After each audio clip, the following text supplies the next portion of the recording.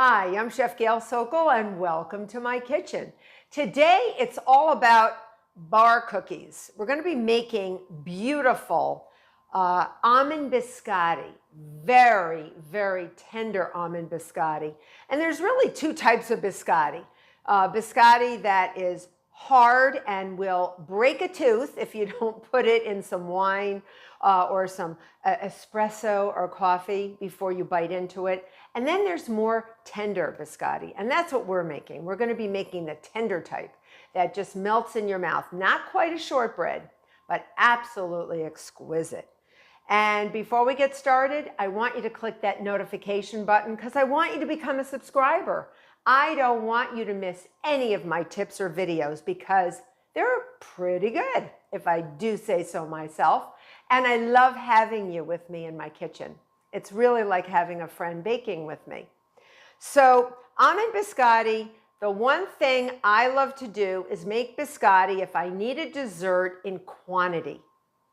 Super easy, and it's sort of kicks it up a notch. It's not like your typical brownie or chocolate chip cookie. It's a little, it's a little avant-garde and very, very, I don't know, fancy schmancy, if you ask me.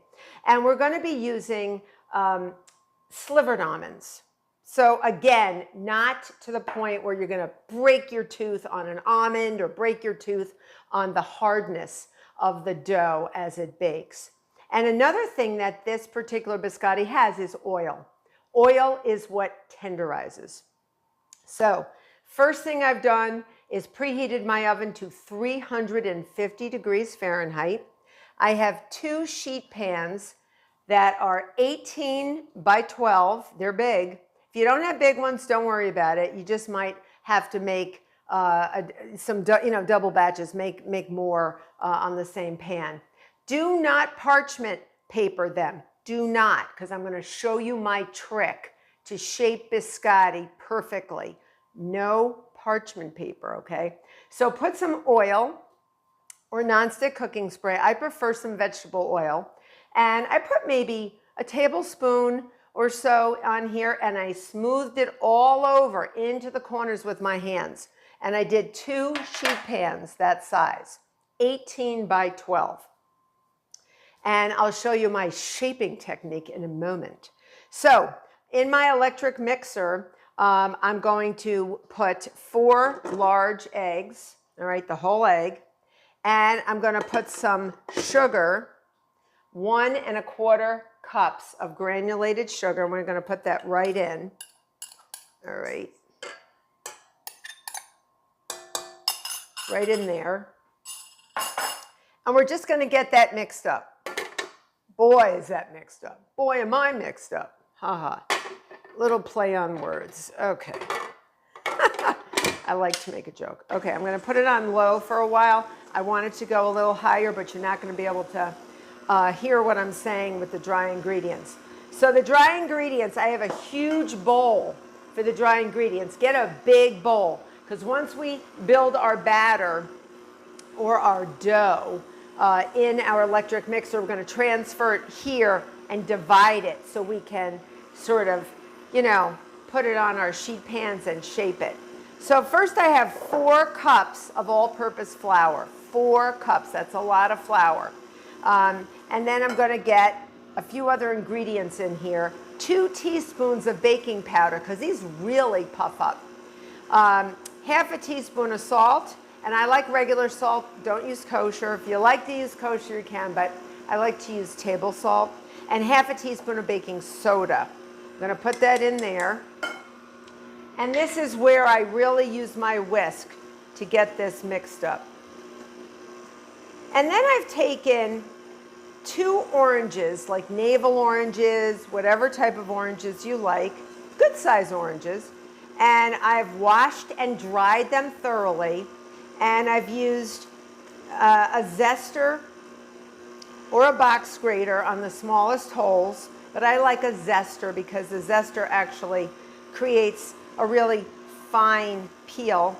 And I've zested those 2 oranges.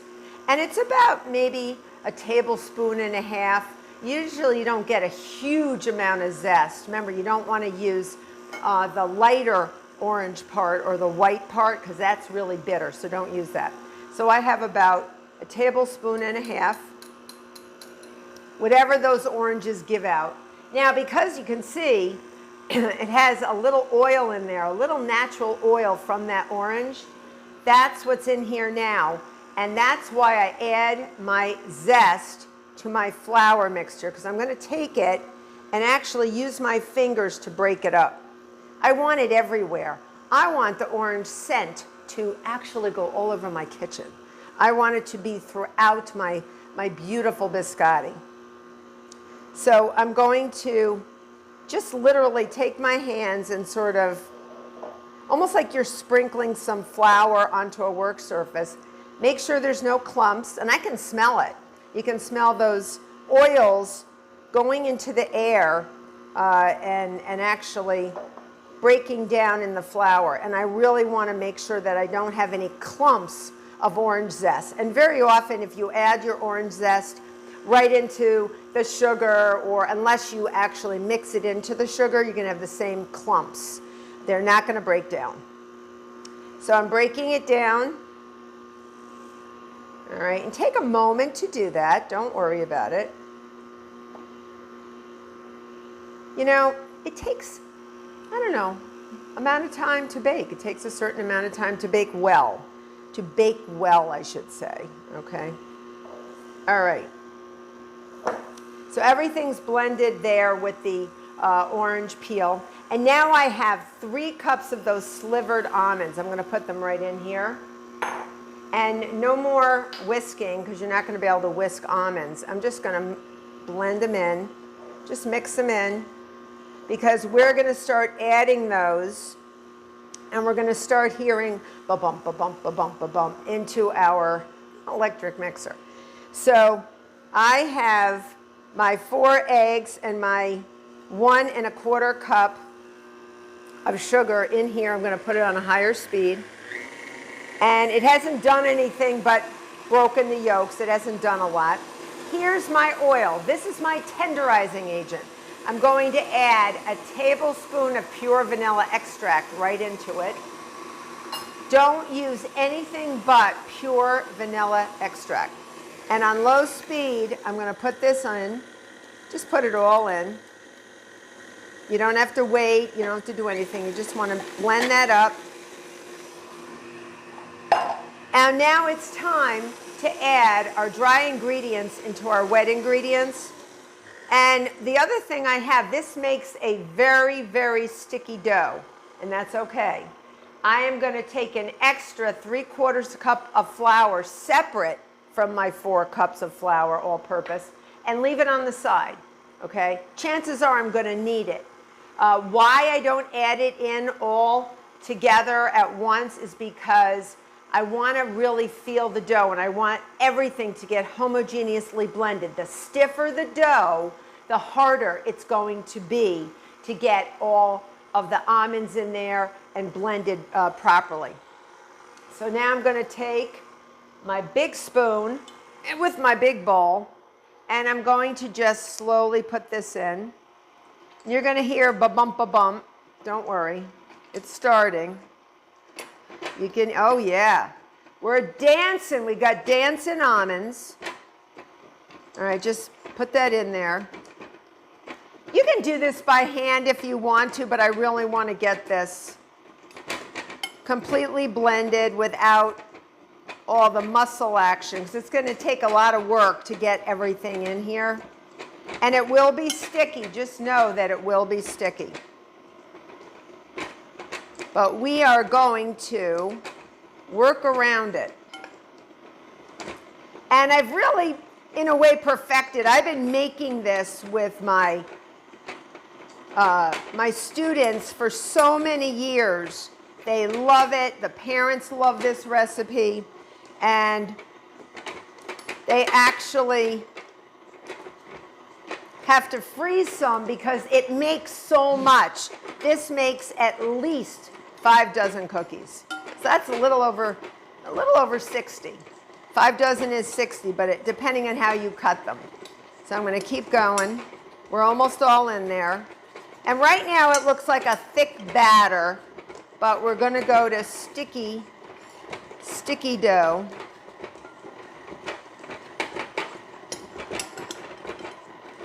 All right. And because it is sticky, we will need that extra 3/4 of a cup of flour. All right. So I'm going to take my very heavy bowl, get the rest in there, and I'm going to put it back in this bowl in a second. Let me show you. Just get it all in.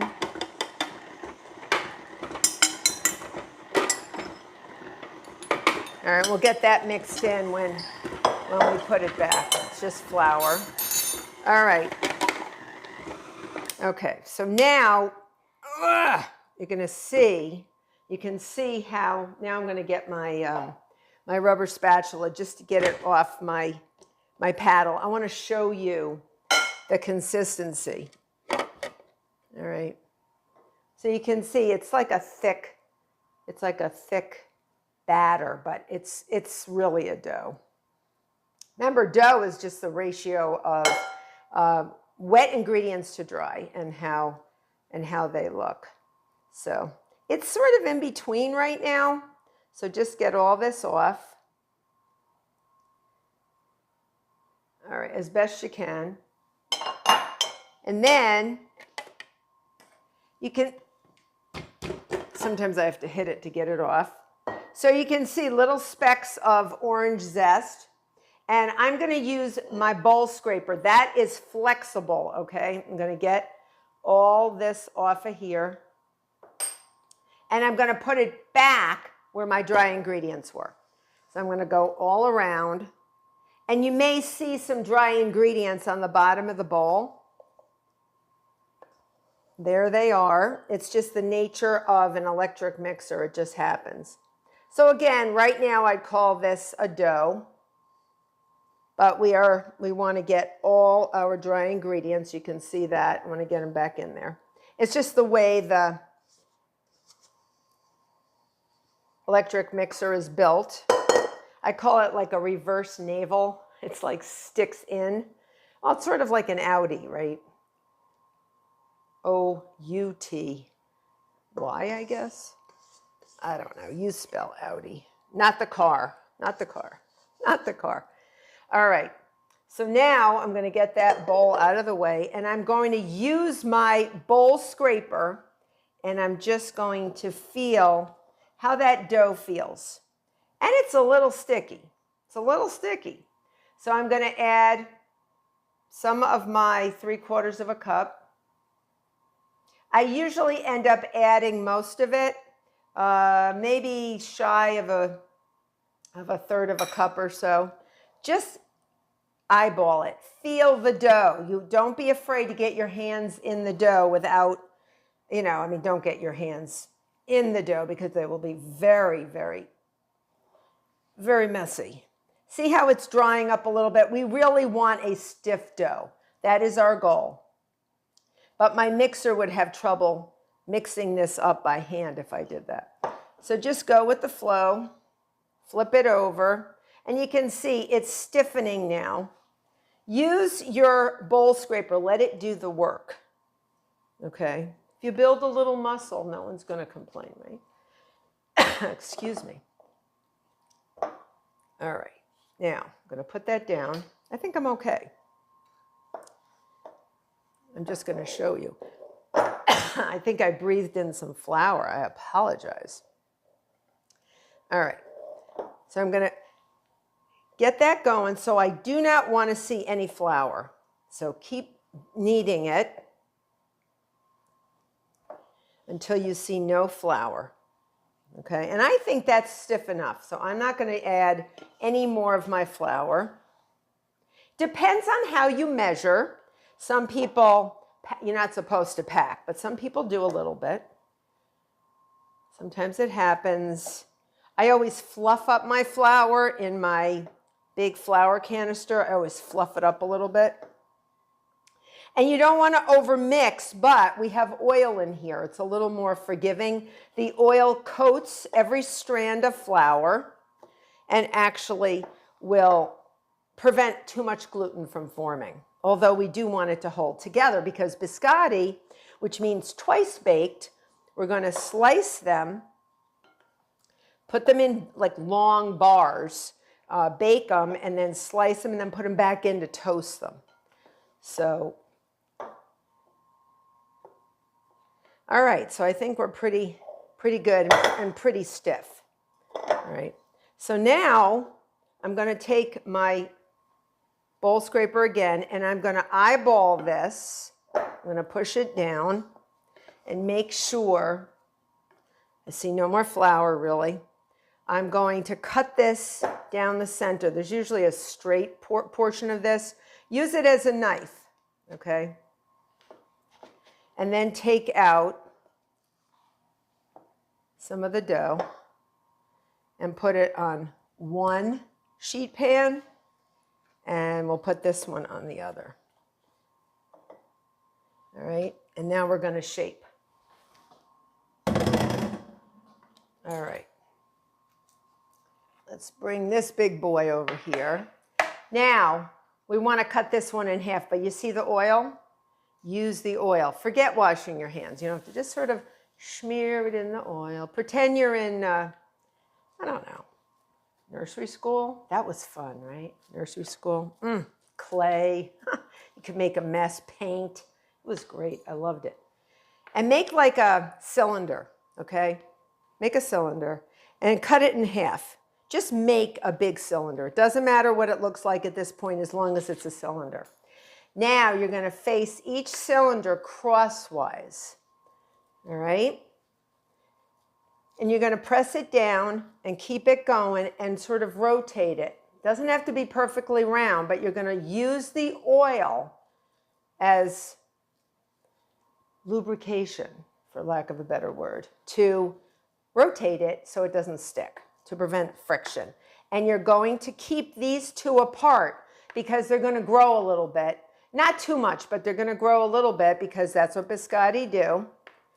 And they have biscotti pans and they have different things you can buy. Forget it. Save your money. Use your hands. Much, much easier. All right? And these two should make each 16 each of biscotti once you cut them. So you see what I'm doing? I'm making them like from a cylinder to a squared, like a squared cylinder in a way, like a flattened squared cylinder. So they're going to be about maybe 2 or 3 inches wide, but they will spread. So they're probably going to get to that much. Okay, so this is what I've got. I'm going to move you over. Just keep them apart. You don't want them baking together. You don't want sesame cylinders. You don't want that because it will be very hard to cut. All right. And if you screw up, it's very forgiving because you can actually reshape it. I've actually shaped it this way too. You'll get skinnier ones. If you want to go down the length, you'll get smaller ones.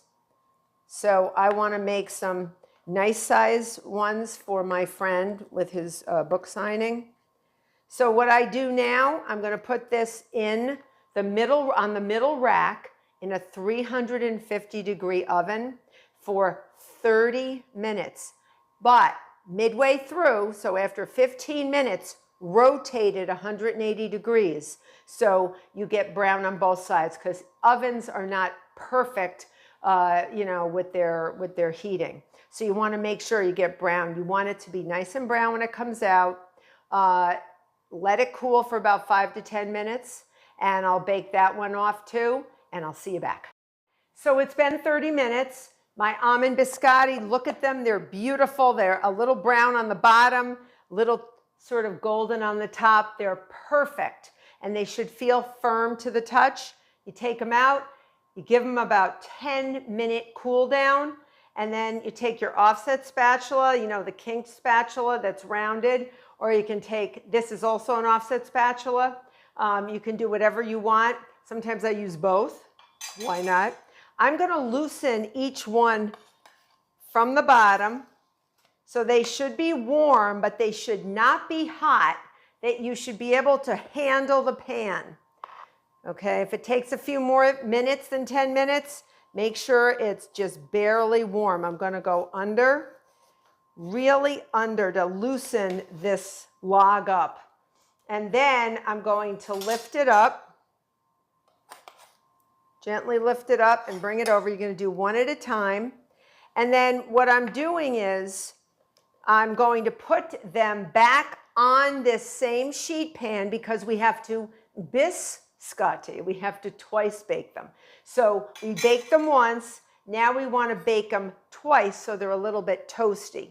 Some people don't even bake them a second time. They just leave them the first time and eat them up. But it's nice to have that little toastiness. And we're going to dip half of them in chocolate, just one section of them in chocolate at the end. So the ends, I like to eat. Let's be frank, okay? Let's just get that out of the way. So this is a bowl for my scraps. I love them. Crumble them on ice cream. Just eat them for a snack. They're delicious. So I like to do this at a diagonal. You don't have to. You can do it straight on. But I am going to cut slightly at a diagonal. All right. The bigger the diagonal, the bigger the piece for Gail. So see this? That's for me for later. Right? Who's to know? Why not? And I'm going to continue to go about between 1/4 and 1/2 inch. I have a serrated knife and I'm going to go straight down. So it's a serrated knife. You don't want to use a straight knife. And then you have these beautiful pieces, slanted pieces. You're going to put them back on the same sheet pan, standing up. Some people lay them down. You have to toast them once.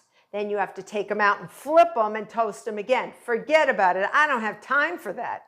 So I feel it's easier just to stand them up. Sort of like getting, a suntan from both sides without having to flip over on your chair. And they make nice big biscotti. So I'm going to put them right next to each other, but not touching. Okay? Not too close, but not too far away. And these will give you a nice size biscotti. Again, if you had gone lengthwise and made them a little smaller, you would have gotten smaller ones. But why would you? So I'm going to chocolate dip these, half of them, and I'll show you. And they're going to look so festive and so fancy, people will not realize. What did it take us? 5-10 minutes to, it took me longer to fight with the dough to get the extra flour in and shape it than anything else. But it's fun. It's the fun part. So I'm going to keep going. And you can see I'm just putting them down like this. Okay, you can see that? Sort of like side by side, like soldiers. Now, sometimes if a piece comes off, sometimes you can sort of stick it back on, okay? So, but I just put them right next to each other. I'm going to move this guy over. All right. And then see these? These also are Gail scraps, Chef Gail scraps. You think I'm kidding. I'm not kidding. I'm pretty serious about my biscotti. And I make very good biscotti. I have another biscotti recipe you can check out on YouTube that is an espresso biscotti that somebody from Italy had a taste of and said it was one of the best biscotti she's ever had. And she was a real expert. See that? In the pile. So we're going to just keep slicing and dicing and getting all our scraps in the bowl for Gail later. And then we start this process again, all right? And then we're going to put these again into the oven 10 minutes at the same temperature, 350 degrees Fahrenheit, all right? Don't flip them, don't do anything. And if they feel like they're still sort of soft around the sides, don't worry. They harden up, they firm up as they cool down. Do not toast them anymore. Remember, we want more on the tender side biscotti. We don't want to see the dentist for a broken tooth, right? Okay, so I will see you back. I'm going to continue slicing. I'm going to do the same for my next batch that are already in the oven, and I will see you back. My almond biscotti have been twice baked already, and you can see they're beautiful. They got a little firm. They're nice and crunchy without breaking the tooth, okay? I have dark chocolate candy melts. It's easier because you don't have to do anything extra to make them shelf stable. They will dry at room temperature. You don't have to load your fridge up to chill them. They will actually firm up at room temperature. And these are white candy melts as well. And I also have dark chocolate sprinkles, and then I have an assorted color. Just you know, go crazy. Do whatever you want. Make things look festive, because that's what we want. So the first thing we're going to do is we're going to line some sheet pans with wax paper. Here you do have to line them, unlike when we originally baked them, because you want them to peel off. So what we're going to do is just take each one, just go down the line, and gently dip in. I'm only going to do maybe almost half, not even half. When I dip it, okay, I'm just going to dip it in. Doesn't have to be that much. All right, doesn't have to be that much. And they're very fragile. They will break, so you don't want to overdo it. And then I'm just going to shimmy shake a little bit. And I have a butter knife, so we just want to get that off of there. All right, keep that as we need it. And then I am going to take my sprinkles and just going to go around, all around. Okay, whoop. And if it dips into the chocolate or into the sprinkle, don't worry about it, because it will. All right, gravity works, right? And then you have this beautiful chocolate dip biscotti. And if you want, you can just go around. Remember, the more chocolate you put on, the heavier they're going to get, and they can break. So make sure you just give a shimmy shake, scrape excess off. All right, and then you're going to coat in the sprinkles, whatever kind of sprinkles you want. I mean, even for Halloween, you could actually do an orange, you know, an orange sprinkle with the black or anything you wanted. But look how pretty they look. And they're very festive. This will dry. You want to give it about 20-30 minutes. And then what I do is put them in airtight containers. You can freeze them and thaw them out at room temperature and serve them. Or you can just leave them in the airtight containers for up to a week, and they're awesome. So I am going to continue dipping, but I have white chocolate as well. So let me just show you. I'm going to white chocolate coat a few, not a lot, but a few, and shimmy shake the white chocolate off. I almost forgot to do it before we ended our video. And then I'm going to put these with dark chocolate sprinkles. You know, some people call these jimmies. If anyone calls these jimmies instead of sprinkles, let me know.